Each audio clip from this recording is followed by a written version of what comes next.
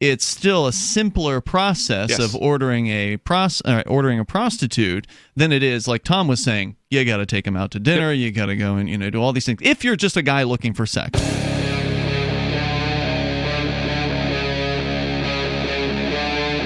Free Talk Live. Listening online. Go ahead, Tom. There's a wrinkle in that big news story about how the owner of the New England Patriots, Robert Kraft, got arrested in a prostitution sting in Florida. Namely, that this spa, these women were forced, they're sex slaves being trafficked against their will. And that they were being, that's one of the things I've been reading about. And, that would be a major factor, obviously. But people got to remember. Well, he may or may not have known that, just to be clear, right? Like if you're just going into a Jack Shack, you don't necessarily know what the arrangements are between the house and its girls. Well, which is weird that a billionaire is choosing to go into a strip mall rub and tug, right?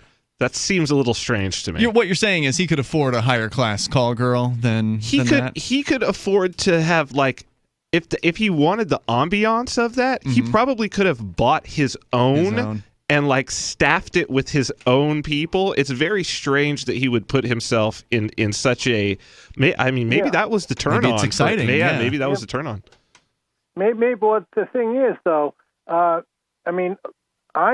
strongly object to people being forced into that stuff too. Sure. Of course, but, women that don't like being treated like merchandise. My answer is, how many of those ladies go on a date and pay the bill? Oh, no. That's not how it works. She's still merchandise. Wait a minute, though. But there's a difference between being a... I don't know that there's any excuse for if these women were truly trafficked, like sex slavery. I don't see the like if they didn't like to pay the bill when they went out. I mean, that's not relevant. I don't think that's relevant to sex slavery. No, it's not relevant to slavery, but to the whole attitude that women are merchandise, which is a much larger category, upon a much broader category. That they treat women like they're merchandise. Well, why is slut a nasty word? Except that. See the women who feel threatened because here's a competitor who's not charging as much. Oh no, she's it's perfectly okay for a couple of homosexuals to go have a gay old time, but it's not okay for her to give it away to men because now she's that's a threatening competition. Okay, I'm confused. Are you defending this? Are you defending being a slut, or are you slut shaming? Absolutely. I'm not really. Okay, you are defending it. That's what I thought. Good for you. That's what I thought. So what you're saying is, hold on, are you saying that there's a group of women who slut shame because they're mad that they're devaluing the value of sex? Yeah. Okay, I follow. I see what you're saying.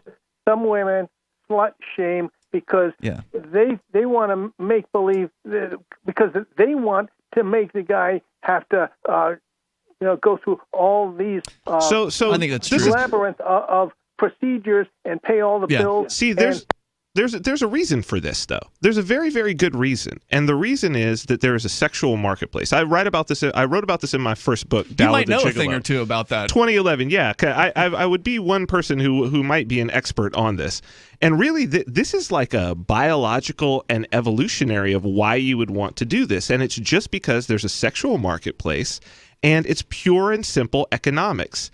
If you're an individual and you've got something of value, the last thing you want is someone else out there who's giving away that same thing that's, let's say, fungible. Mm-hmm. The last thing you want is them giving it away for free. So it's like if I own, a whole bunch of Bitcoins, the last thing I want everybody else to be holding and to be selling at the price that I want to sell at. If I don't want to sell until they're at 10,000, I don't want you going out and being like, "Hey, dude, Bitcoins for $1, and crashing the market." Yeah. So that's really what this is about. Is that it's like we evolved in a competitive marketplace. It's pure and simple economics that, like, of course, if you're expecting to get a certain price for what you've got, and that price is going to be, stable home, good husband, a committed relationship, all of these things, doesn't necessarily have to be monetary,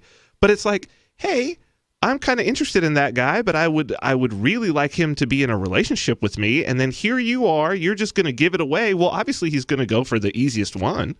Well, it depends. I mean, not everybody is looking for just somebody who's easy, but certainly there's a demand in the market for if that. it's fungible, right? Yeah. I think the assumption has to be that a man is going to prefer, if he's a single guy, he's single, he's out doing whatever, all things being equal, he's going to prefer a woman who's more available. Let's just say that. All things being equal. He would prefer her more available than less available. That's most probably men. true. And most more men. affordable compared to less affordable. Exactly. I mean, that's definitely true for Of most course. guys. And that's why, and thanks, Tom, for the Thanks, call Tom. tonight. Appreciate hearing from you on that. Excluding the person giving it away entirely, Right. there's also a set of women who are mad about prostitution, period. Sure. Right? Because even though prostitutes are professionals and they're charging for a service, it's still a simpler process of ordering a prostitute than it is, like Tom was saying, you got to take them out to dinner, you got to go and do all these things. If you're just a guy looking for sex, I mean, if some people are looking for more than that. They're looking for a relationship, they're looking for love, they're looking for a connection, which a sexual encounter isn't going to necessarily give them. But there are definitely plenty of guys who are looking for just sex, and they ought to be able, and gals, I'm sure they're out there too. Absolutely. And they ought to be able to find it in the marketplace, but unfortunately, it's illegal in most places. 49 out of 50 states, I think it's illegal. And I guess this guy, the Patriots dude, was down in Florida at the time. It's illegal there. Yep. But you can definitely find a rub and tug massage parlor. Yeah. Most of them are. That's what I've heard. If you see a massage parlor and it's got the neon open sign at like midnight, you're That's one of driving them. by after the club. Come on, dude. Nobody's getting shiatsu. There's not the high midnight shiatsu crowd. That's right. not. Yeah, you know what I mean. You're not getting the college-educated massage pro no. at 1 a.m. No. You're getting a happy ending, right? Yes, exactly. Mark and I, of course, are originally from Florida, so we're down there. I've never been to one of these places. I don't pursue that kind of stuff. But Mark has told me, and I don't know how he knows this, but just heard it from a friend. Yeah, sure, a friend from a friend. That there's a lot of them, and that usually the cops look the other way. Oh, yeah. On these places. Well, they frequent them. I bet you that's true as well. Absolutely. Yeah. Of course they do. The cops are horn dogs. When I was in that business, I had many law enforcement clients. Well, just to be clear, you were a gigolo and you had female clients. Yes. So you had cop clients. Yes, Wow. at every level. State, federal. I had federal special agent clients. Absolutely. That's hilarious. Yeah. All right, more coming up here. The toll-free number here, whether you want to talk about prostitution. Now, of course, everybody's against sex slavery, but prostitution, if it were legal, you'd see less sex slavery. Oh, you'd see 100%. a lot less. Jack, watching us on YouTube, go ahead. Hi. Hey, Jack, you're on the air. And this whole situation with the Patriots owner, do you think it's right he should go to trial? No. I don't think that you're referring to the Patriots owner who was busted recently for prostitution, for being a John, basically, as they called him in a place in Florida in which you can receive prostitutorial services. Yes. I'm trying to be as generic here as possible.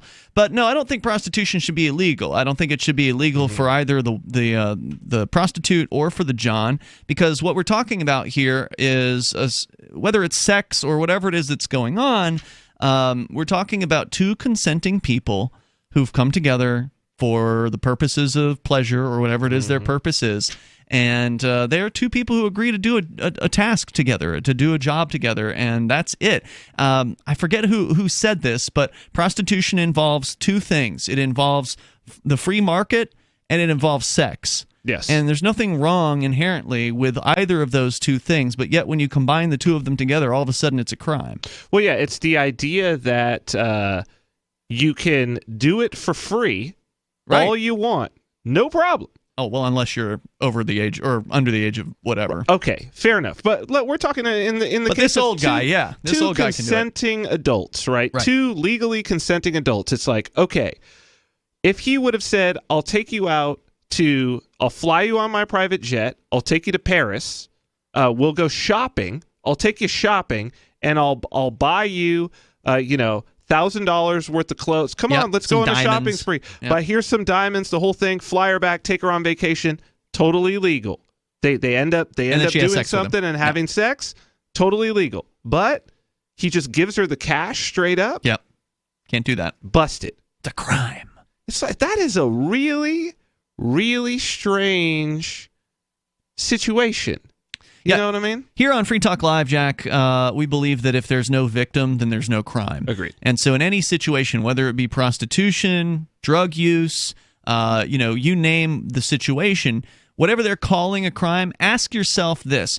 Who's the victim? Mm-hmm. Where is the victim? Now, to be clear, we had a caller earlier who alleged, and I haven't done this research, he alleged that the woman in this case was a sex slave, in which case that's a crime, the crime of enslaving another human being. I've not dug deeply into this, but I do, as I understand it, he is not being accused of having...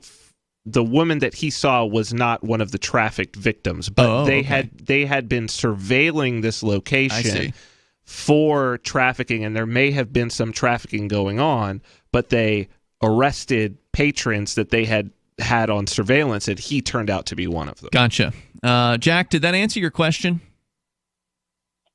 Not really, but I think if she's over the age of 18, you can do what you want with her, unless it's rape. And then you don't you can't do rape. That's definitely a crime. True. Definitely a crime with a victim.